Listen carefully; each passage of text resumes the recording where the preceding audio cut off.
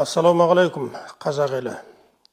Және қазақ елінің бүгінгі таңдағы басшысы президент Қасым-Жомарт Кемелұлы Тоқаев.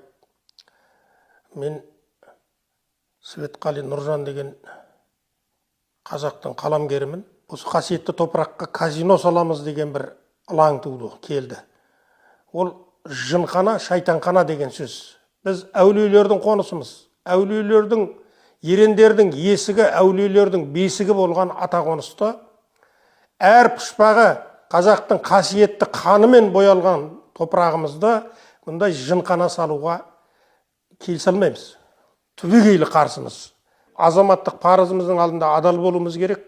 Топырағымыздың, біздің кешегі ата бабаларымыз қанмен суарған топырақ, асыл сүйегі жатқан топырақты ертең біз де жатамыз, біздің ұрпағымыз да жатады мәңгілік.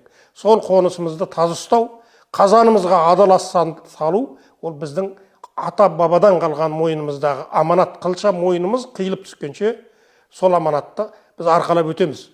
Мұндай лас әңгіменің, лас істің болмауын қалаймыз. Соған сіз Қазақстан елінің президенті Қасым-Жомарт Кемелұлы кепіл болыңыз.